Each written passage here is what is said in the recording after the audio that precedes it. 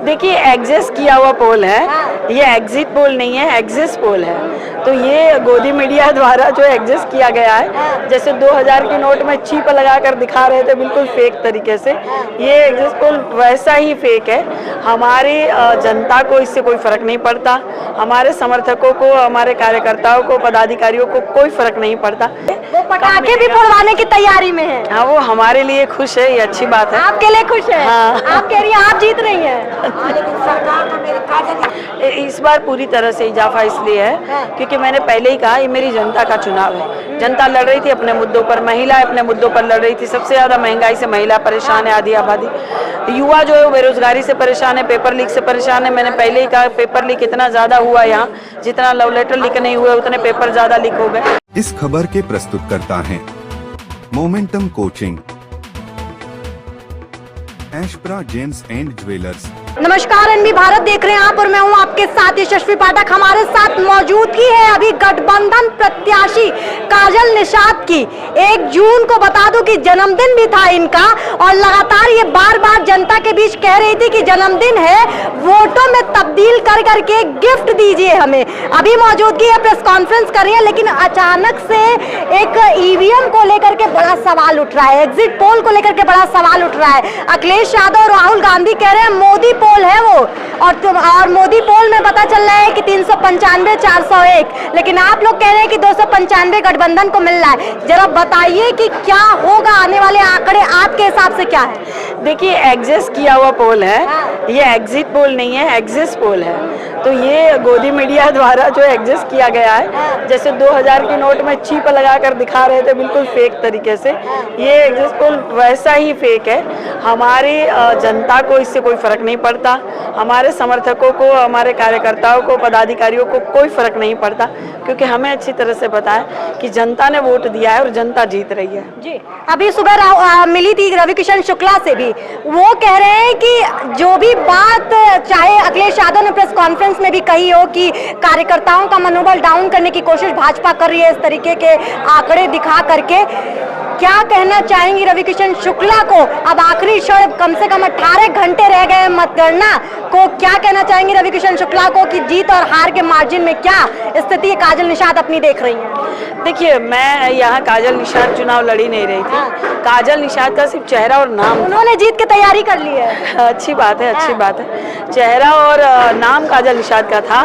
चुनाव लड़ रही थी मेरी जनता अपने मुद्दों पर, जनता यहाँ जीत रही है।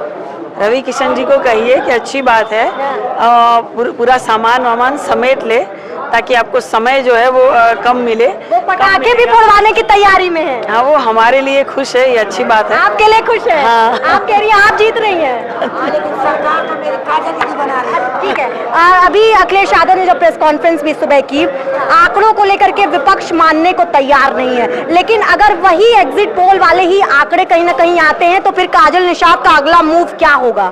नहीं, वो आंकड़े आएंगे ही नहीं ना। पहरेदारी कर रहे हैं? नहीं, वो बिल्कुल आंकड़े आएंगे ही नहीं। क्योंकि मैंने पहले ही कहा एग्जिस्ट किए हुए पोल है, एग्जिस्ट पोल है, एग्जिट पोल नहीं है। ये बिल्कुल ये फेक है। और ये इनको लगता है कि कार्यकर्ताओं का जो है उत्साह कम हो जाएगा, ये डाउन हो जाएंगे, तो ऐसा बिल्कुल नहीं है। कार्यकर्ता जमकर एकदम लड़े हैं, कड़ी धूप को सह लिए हैं, इतनी कड़ी धूप का पहरेदारी कर रहे हैं आप लोग? हाँ बिल्कुल, ईवीएम की हम पहरेदारी करेंगे भाई। ये सरकार का ये भरोसा इसलिए नहीं है। चंडीगढ़ का चुनाव सीधे जो है वो धांधली कर रहे थे। मेरा महापौर वाला चुनाव सीधे लाइट बंद करके धांधली कर दी है। तो हम पहरेदारी तो करेंगे, चोरों के हाथ में जो है वो ईवीएम जाने नहीं देंगे। काजल निषाद 9 दिसंबर से चुनाव प्रचार में उतरी थी और लगातार 4-5 महीने आपने चुनाव प्रचार किए हैं। जनता तक कितना पहुंच पाई? और कहा जा रहा था हमेशा काजल निषाद के लिए कि जनता पसंद तो कर रही है, प्यार तो कर रही है, लेकिन वोट बैंक में तब्दील नहीं हो पा रहा है। इस बार कितना इजाफा देख पा रही हैं आप? इस बार पूरी तरह से इजाफा इसलिए है क्योंकि मैंने पहले ही कहा ये मेरी जनता का चुनाव है। जनता लड़ रही थी अपने मुद्दों पर, महिलाएं अपने मुद्दों पर लड़ रही थी। सबसे ज्यादा महंगाई से महिला परेशान है, आधी आबादी। युवा जो है वो बेरोजगारी से परेशान है, पेपर लीक से परेशान है। मैंने पहले ही कहा पेपर लीक इतना ज्यादा हुआ यहाँ, जितना लव लेटर लीक नहीं हुए उतने पेपर ज्यादा लीक हो गए। तो ये सारी चीजों से युवा परेशान है, किसान अपने मुद्दों से परेशान है, जवान अपने मुद्दों से परेशान है, बच्चियां, छात्र छात्राएं, हर वर्ग के हर तबका यहाँ परेशान था। व्यापारी भाई अपने मुद्दों पर परेशान है, मजदूर मुस्लिम अपने मुद्दों पर परेशान है। तो हर कोई अब ऊब गया, भारतीय जनता पार्टी से इतना ऊब गया है कि अब पूरी तरह से रोटी जनता पलट रही है।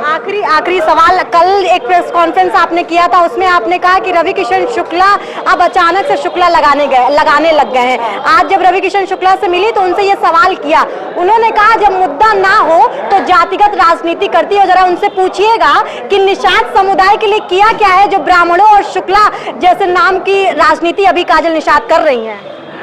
उनसे पूछिएगा अपनी बेटी के लिए क्या किए है, अपनी महरिक काहे छोड़ दी है। एक महरिक साथ रह रहे 4 लड़का के साथ, एक महरिक छोड़ रखे अपनी बिटिया के साथ, शर्म नहीं आती है। सांसद जी पहले अपना घर संभाले, बाद में दूसरे के ऊपर आरोप लगाइएगा। सांसद जी कहिए कि पहले जो गरीबों पसीनों से बदबू आ रही है ना, तो गरीबों ने जवाब दिया 1 तारीख को, बहुत जम के जवाब दिया वही गरीब और निषादों ने। हाँ, निषादों के पसीने से बदबू आ रही थी। हाँ, निषादों के पसीने से बदबू आ रही थी सांसद जी को। हाँ, तो इतना अपमानित करेंगे तो निषाद हमको आशीर्वाद नहीं देंगे। आशीर्वाद देने की बात हो रही थी और 1 जून को जन्मदिन भी था काजल निषाद का। लगातार ये कह रही थी कि गिफ्ट दीजिए, अपना 1 वोट मेरे खाते में डालिए। लेकिन रवि किशन शुक्ला से आज सुबह जब मिली तो उन्होंने कहा कि ब्राह्मण की राजनीति, जातिगत राजनीति से जरा काजल निषाद बाहर आए और बताएं कि निषादों के लिए क्या किया है। काजल निषाद ने जवाब दे दिया है कि निषादों के लिए लगातार 5 महीने से खड़ी थी, उनके हक के लिए लड़ाई कर रही थी। निषाद समुदाय के कुछ लड़कों को पुलिस वालों ने जब अपने अंडर में किया तो वहां भी काजल पहुंची और वहां लड़ाई करके उनको छुड़वाया भी। इस तरीके की बातें सामने आई थी। लेकिन 4 जून को पता चलेगा कि आखिर होगा क्या, बताएंगे सब कुछ। बने रहिए भारत के साथ। मैं थी आपके साथ यशस्वी पाठक।